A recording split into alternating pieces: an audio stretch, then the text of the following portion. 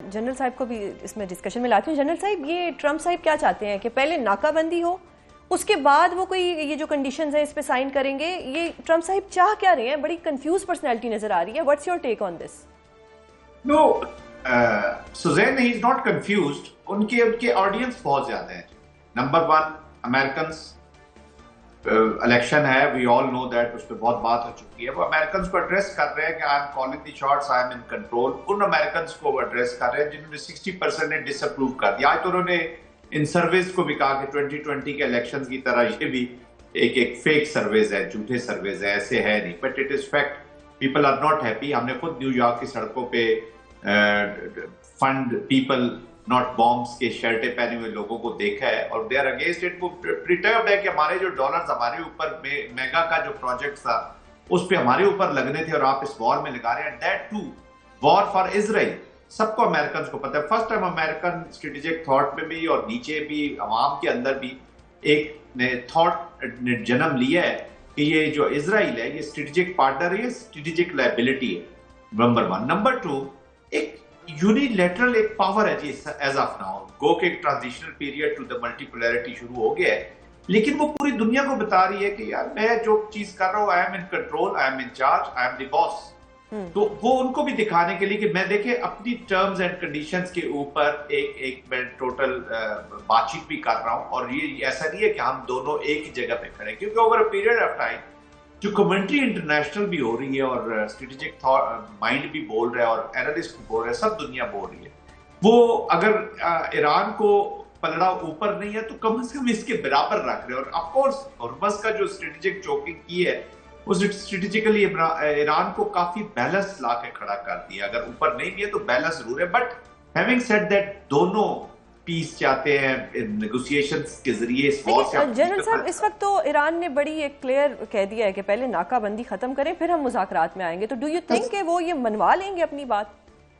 ये जब टेबल पे चीजें आ जाती है तो ये चीजें होती रहती है। This is not a new and sir, फिलहाल तो बहुत कंफ्यूजन है कि क्या वो टेबल पे आएंगे भी या नहीं आएंगे, क्योंकि अब सुबह से यही हो रहा है, कल से बल्कि, कि हम टीवी पे कुछ सुनते हैं, थोड़ी देर बाद कोई न्यूज़ चैनल कुछ और कह देता है। मैं इंटरनेशनल मीडिया की बात कर रही हूँ। तो बहुत अनसर्टन सिचुएशन है, यानी कि कुछ भी अभी समझ नहीं आ रहा कि कल क्या होने जा रहा है। देखिए, इस वक्त स्ट्रेटेजिक पैरिटी और थोड़ी सी ईरान के हक भी है मौजूदा table. Scenario one, let's say कि एस्केलेशन दोबारा शुरू हो जाती है for a small period of time, 4 days, 5 days, 1 week, उसके बाद का टेबल पे नई एनवायरनमेंट सेट करेगी। ये नहीं हो सकता कि अभी इसी डायलॉग और इसी देखिए ना, वॉर से पहले there was no Hormuz. Try to understand, Hormuz तो नहीं था। आज हॉर्मज़ सबसे ज्यादा डिस्कस हो रहा है और न्यूक्लियर उसके बाद डिस्कस हो रहा है।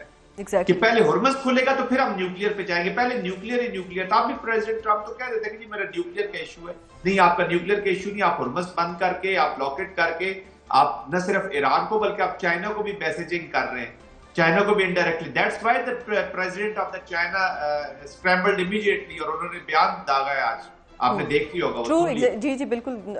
That why they are, because they are squeezed, they are being squeezed. तो आप बहुत सारे काम करना चाह रहे हैं, ईरान को भी, और इन दोनों ने इस नतीजे पर तो ये पहुंच चुके हैं कि जो मिलिट्री एप्लीकेशन थी, जो एस्केलेशन थी, दैट हैज, उसने एंड गेम नहीं दी, उसने चेकमेट नहीं दिया। That's why it has transcended to the dialogue. तो करेंगे, dialogue process is intact. They are lucky कि पाकिस्तान इज द मीडिएटर, इसके अंदर मेडिएशन कर रहा है, और पाकिस्तान इसको न सिर्फ प्रोसेस को एस्टेब्लिश किया पाकिस्तान ने, पाकिस्तान इसको प्रोटेक्ट भी कर रहा है और आगे भी लेकर चल रहा है। फॉर दैट मैटर कोई और कंट्री होती तो अभी तक तो वो कहती कि यार बड़ा मुश्किल है, दोनों बहुत फार अपार्ट। इतनी दूरी 47 years की नजदीक लाए। आई एम वेरी कॉन्फिडेंट कि इंशाल्लाह ये प्रोसेस में चला जाएगा। डील होती है या नहीं होती वो बात की बात है, लेकिन इस वक्त दोनों एक्सट्रीम्स हमें नहीं करनी चाहिए। ये भी नहीं कहना चाहिए कि डील डन है और कंप्लीट होगी, और ये भी नहीं कहना चाहिए कि डायलॉग कोलैप्स हो रहा है। Process is intact, evolving situation है, moving forward in a right direction. ये चीजें ओवरकम हो जाएंगी, कोई बिग इशू। सही। कोकब साहब, आपको क्या लग रहा है कि ये जो सीज फायर की एक्सटेंशन है, ये इसमें मतलब ये एक्सटेंड हो जाएगी, या आपको लगता है कि कल से खुदा ना खास्ता कुछ भी हो सकता है? बिकॉज वही मैं बार बार कह रही हूँ कि सिचुएशन बहुत अनसर्टन है इस वक्त। एब्सोल्युटली। देखिए, और सदर ट्रम्प का माइंड रीड करना इस वक्त जो दुनिया के दुश्वार तरीन काम है उनमें से एक होगा। क्योंकि बिल्कुल ताज्जुब नहीं होगा दुनिया को अगर वो इस सीज फायर को एक्सटेंड कर देते हैं, और उस पर भी कोई ताज्जुब नहीं होगा अगर बॉम्बिंग दोबारा से शुरू हो जाती है, क्योंकि दोनों काम हो चुके हैं। बॉम्बिंग भी हो चुकी है। अगर बॉम्बिंग नहीं हुई होती, हम किसी और प्रेसिडेंट के दौर में होते, क्योंकि गुज़िश्ता 47 वर्षों में किसी सदर ने इस तरह से ईरान पर हमला नहीं किया। क्योंकि ट्रंप ने वो रुकावट अबूर कर ली है, सदर ट्रंप ने, उन्होंने हमला कर दिया है, इसलिए एक बार उनका हमला एक बार उसको फिर भी रिपीट भी किया जा सकता है। इसी तरह से उन्होंने माजी में डेडलाइंस को भी आगे बढ़ाया है, तो उनकी डेडलाइंस भी फ्लेक्सिबल हैं। अब देखिए, ये वाली डेडलाइन क्या ये रेत पे लकीर है या पत्थर पे लकीर है, इसके बारे में बहुत बहुत दुश्वार है कुछ भी कहना, क्योंकि जिस तरह से सदर ट्रंप की जो फैसला साजी अब तक रही है उसमें हमें दोनों बातें नजर आई हैं। उसमें हमें सख्ती भी नजर आई है, उसमें हमें नरमी भी नजर आई है। जिस तरह अमेरिकन यहाँ पे इस्तिलाहात इस्तेमाल करते हैं, स्टिक एंड कैरेट, दोनों चीजें हैं।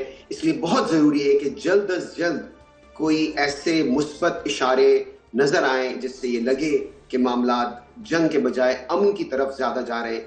जो प्रेडिक्टेबिलिटी होती है, जो फैक्टर होते हैं, उनको अगर हम मद्देनजर रखें तो ये मामला इस वक्त अगर हम कहें कि 50-50 पे आकर रुका हुआ है, तो बहुत जल्द इसको इस जोन से निकल के 60-40, 70-30, 80-20 में जाना चाहिए, ताकि ये नजर आए कि जो प्रेडिक्शंस हैं वॉर की वो कम होती जा रही हैं और पीस की और निगोशिएशंस की ज्यादा बढ़ती जा रही हैं। सही। और सर, यूएसए में इस वक्त क्या सेंटिमेंट्स हैं लाइक ट्रंप को लेके? बिकॉज एवरी डे एक नया बयान है, ट्रूथ हो या कोई भी सोशल मीडिया प्लेटफॉर्म हो या वो चाहे मीडिया के सामने आके कुछ कहें, तो लोग वहां पे इनको कैसे देख रहे हैं? क्या उनके लिए ये ग्रेट प्रेसिडेंट है या उनके लिए भी अब एक नॉर्मल इंसान बन गए हैं जो कभी भी आके कोई भी बयान दे देते हैं? देखिए, ट्रंप नॉर्मल किसी भी लिहाज से अमेरिकन की नजर में नहीं है। पीपल ईदर लव हिम और हेट हिम। इस वक्त उनकी अप्रूवल रेटिंग जो है वो काफी नीचे चली गई है, और जो किसी भी सिटिंग प्रेसिडेंट के लिए इतना अच्छा नहीं होता।